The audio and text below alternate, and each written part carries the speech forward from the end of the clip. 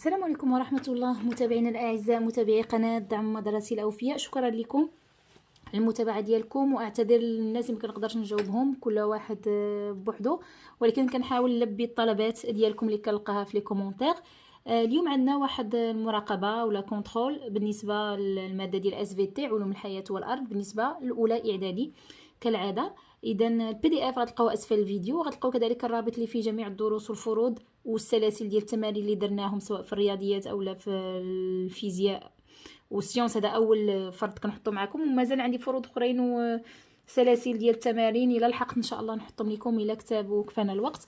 المهم هذا هاد المراقبه هذه فيها تقريبا الدرس الاول ديال السيونس مفهوم، مركزه عليه بالضبط. فيها سؤال واحد اللي على لا ريسبيراسيون، كي سؤال بسيط تجاوب عليه بلا ما تكون قاري الدرس ديال لا ريسبيراسيون.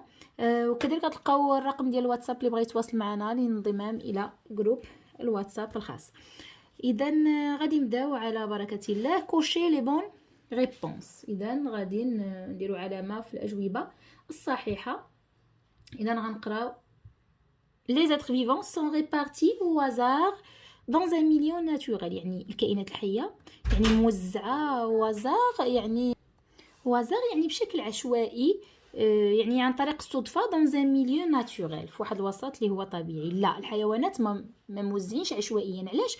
لان كل حيوان مرتبط، عنده خصوصيات وعنده احتياجاته كيلقاها في واحد الوسط معين على حساباش، على حساب المميزات الفيزيائيه لذاك الوسط، يعني الحراره ديالو، التساقطات ديالو، الرطوبه ديالو.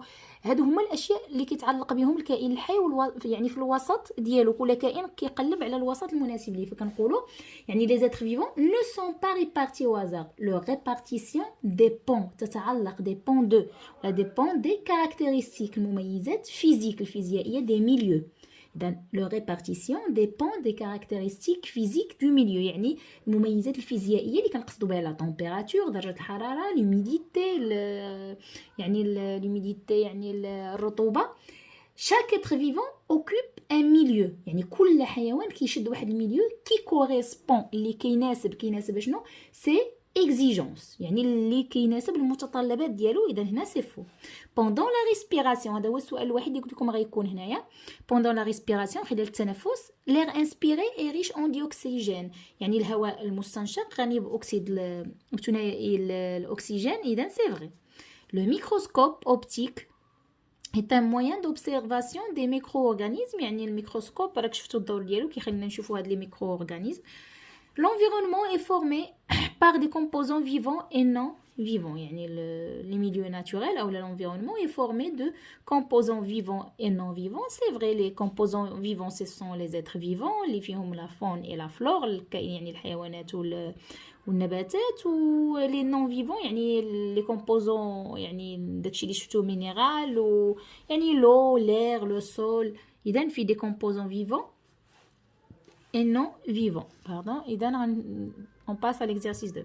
Complète le texte en utilisant les termes suivants. Expirer, cellule, carte.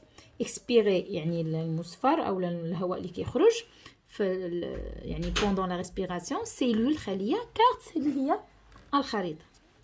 إذا هنا عندنا لا et la structure de base des êtres vivants. شنو هي la structure de base des êtres vivants؟ هي la cellule. إذا la cellule هي la structure de base. Pendant la respiration, l'air est riche en dioxyde de carbone. شكون هو اللي غني بالديوكسيد دو كربون؟ هو l'air expiré، المصفر أو المزفور هو expiré. هنايا عندنا لا utilisé pour l'orientation dans l'espace lors d'une sortie écologique. إذا كنستعملوا la carte. La carte est utilisée. La carte est utilisée. هنا كنظن منسية إيه.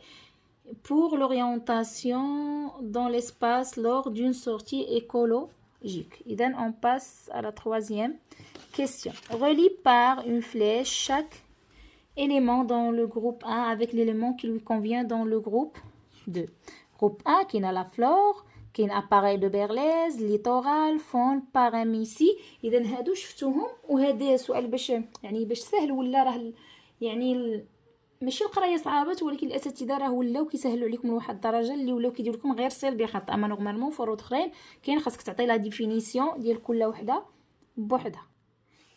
اذا لا فلور هو لونسومبل ديال لي فيجيتو. لاباري دو بيرليز شفتوها هي ديك لاباري اللي كتجبد لينا دوك يعني دوك الكائنات المجهريه اللي كاينين في التربه. ليتورال يعني اللي جا على جبل البحر. لافون احنا نقراوهم ونصيروا ديك الساعه بخط. ensemble des végétaux d'un milieu naturel c'est la flore. est un milieu naturel aquatique هو le littoral يعني واحد الوسط طبيعي مائي. extraire les êtres vivants qui vivent dans le sol هو l'appareil de Berlez. بالنسبة لا faune ensemble des animaux qui vivent dans un milieu naturel. Paramécie c'est un être vivant unicellulaire اللي عنده سيلول وحده. اذا داك الميليو ناتوريل ودوك التعاريف الاساسيه خصكم تكونوا حافظينهم. citer les composants fondamentaux d'une cellule. la cellule شفتوا كتكون من ثلاثه العناصر الاساسيه. اول حاجه لو نوايو. لو نوايو هذه حاجه اساسيه. كاين السيتوبلازم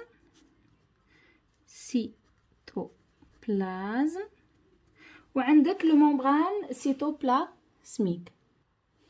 لو ممبران اما سيلولير ولا سيتوبلازميك على شنو كتبتو نتوما في لا سيلول ملي كنتو كديروا ليها ملي درتو الشيما ديالها. دابا نكملوا ليكزيرسيس 1 في الريزونمون سcientifique et communication écrite et graphique. Au cours d'une sortie dans un milieu naturel, les élèves ont observé les constituants suivants: oiseaux, plantes, insectes, grenouilles, arbres, eau, les algues, air, sol. يعني في واحد الخرجه التلاميذ لاحظوا هاد المكونات هادو. مفهوم؟ هادو اش غنديروا لهم؟ غنمشيو للصفحه الاخرى. اش خصنا نديروا ليهم؟ citer les composants vivants et donner l'état physique des composants non vivants. اذا هنايا غنعمروا هنايا هنا لي زانيمو هنا لي فيجيتو يعني لي كومبوزون فيفون. بالنسبه لي كومبوزون نون فيفون غنعطيو ليطا ديالهم. اذا غادي نرجعوا هنايا عندنا وازو. اذا سي ان انيمال وازو. عندنا هنايا بلانت فيجيتال بلانت. عندنا انسيكت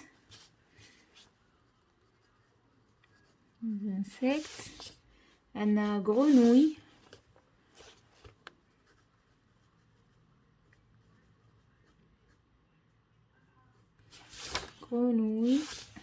باردون هنا الاي هنايا. عندنا arbre. عندنا زيد les algues هما الطحالب les algues. عندنا لو في les composants non vivants. عندنا لو عندنا air au sol air وعندنا sol. اذا هنايا عندنا ليكيد وعندنا هنايا غاز ولا غازو وعندنا هنايا سوليد. نقدروا نديرو غازو ليطا فيزيك غازو. Citer deux exemples de milieux naturels. Citer deux exemples de milieux naturels. Les milieux naturels متعددة وعديدة. l'océan عندنا مثلا لا مير لي فلوف لي لاك لي لاغون. اذا البحر البحيرات الصحراء الغابه لا فوري. اذا كاين بزاف ديال لي ميليو ناتوريل. نقدر نكتب هنايا فوري. نقدر نكتب مثلا مير. نكتب خوما باغينا غير جوج. اوسيان نقدر في شي فرض مثلا نطلبوا لكم كثر مثلا نقدر نكتب ريفيير. عندنا مثلا ديزير الصحراء. اذا كاين بزاف ديال لي ميليو ناتوريل. اذا غادي نمشيو question suivante. Des élèves ont réalisé une observation microscopique de cellules de l'épiderme de poireau. L'image ci-dessous montre ce qu'ils ont observé. اذا التلاميذ داروا واحد لوبسيرفاسيون ملاحظه بالميكروسكوب لي سيلول الخلايا ديال يعني الجلده ديال البوارو اللي هو داير بحال ديك البصله الطويله. l'image ci-dessous montre ce qu'ils ont observé. ها هما شنو شافوا هاد التلاميذ هادو. bon s'agit-il d'une cellule animale ou d'une cellule végétale؟ اول حاجه قالكوا شي يتعلق الامر ديال واحد الخليه حيوانيه ولا خليه نباتيه. هو اصلا ديال لو بوارو هما اصلا قالوا لنا ديال لو بوارو اذا سي اون سيلول فيجيتال. ثاني حاجه يقدر يعطيوك يعني ما يعطيوك الصوره نيشان نقول لك واش هاد السيلول فيجيتال ولا انيمال. هذه فيجيتال علاش كتشوفوها اصلا من الشكل ديالها، مفهوم الشكل ديالها كيكون بحال هكا اكزاغونال، فهمتي، ومقاربين بحال هكا شادين هاد الشكل هذا. اذا هاد الشكل كيبين انه عندنا اون سيلول فيجيتال. وثاني حاجه كتعرفوها بواحد الباغوا اللي كيكون زايد، لان لي سيلول الاخرين اش كيكون فيهم نوايو السيتوبلازم والممبران بلازميك ولا سيتوبلازميك. هذه باش كتكون زايده على سيلول الاخرين بالباغوا، مفهوم، بحال واحد يعني كيكون داير عليها كيتسمى باغوا سيلولوزيك، مفهوم. هادشي باش كنعرف السيلول فيجيتال وكتكون عندها هاد الفورم هادي اكزاغونال. هنايا ما قالوش لنا برير علاش الجواب على جيستيفي تا ريبونس، ما قالوش لينا. اذا غنكتبوا il s'agit d'une cellule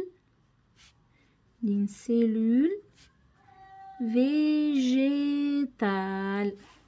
S'agit-il d'un être vivant unicellulaire ou pluricellulaire؟ قالك واش تعلق الامر بواحد الكائن اللي احادي خليه ولا واحد الخليه ولا متعدد الخلايا، يعني pluricellulaire. جوستيفي تا ريبونس. بطبيعه الحال هاد لوبسيرفاسيون هادي مونطر كيل اكزيست يعني بلوزيور سيلول. اذا ما يمكنش يكون unicellulaire، سي ان être vivant pluricellulaire. غنكتبوا il s'agit d'un être vivant. Il s'agit d'un être vivant pluricellulaire.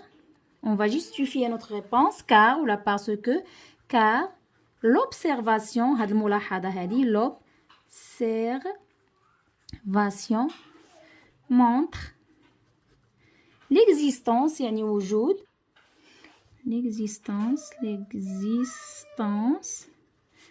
de plusieurs cellules. يقدر يكون عندك شي تعريف اخر يعني بصياغه اخرى ماشي مشكل. اذا il s'agit d'un être vivant pluricellulaire car l'observation يعني الملاحظه تدل montre l'existence يعني الوجود de plusieurs cellules. Maintenant on va légender هاد دوني لا ليجوند، يعني غادي نعطيو لكل حاجه الاسم ديالها، يعني نعطيو لا ليجوند هنايا. لو تيتر خصنا نكتبوا لو تيتر هنا لتحت اي لو غروسيسمون دو شيما سويفون، يعني شحال كبرناه هنايا ها هي فوا 300 شفتي. اذا كتكون معاها الغروسيسمون ديال الميكروسكوب شحال كبر لينا هذاك الشيء. اذا عندنا هذا باين، اذا هذا نوايو ياك، هذا نوايو. هنا لداخل كيكون سيتوبلازم. عندنا هنايا قلنا الفرق بين السيلول فيجيتال والانيمال. الفيجيتال كتكون زايد عليها بالباروا سيلولوزيك يعني اللي كيغلف السيلول، مفهوم، هو عندها الغشاء ديالها بحال جميع الخلايا ولكن زايد عليها بالباروا سيلولوزيك. هذا اللي برا هذا باروا، نقدروا نزيدو سيلولوزيك. داكشي اللي كتبتوه نتوما كتبوه في لا ليجوند سيلولوزيك. وهذا عندنا هنايا ممبران، هذا هو لو ممبران بلازميك، ممبران بلازميك. اذا هنا اون فا دوني لو تيتر هنايا غنكتبوا شيما دو سيلول ديبيديرم دو بوارو فيو او ميكروسكوب فوا 300. اذا هنا راه اصلا هو شيما ديال اش هما قالنا في الاول ديال سيلول ديبيديرم دو بوارو، مفهوم، ديال هذيك ليبيديرم يعني داك الجلده ديال هذاك لو بوارو اللي كنقولوا ليه اصلا بالدارجه البوارو.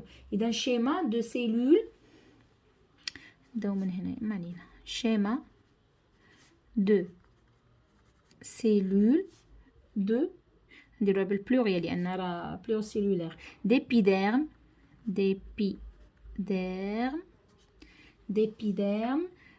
ديال اش قلنا دو بوارو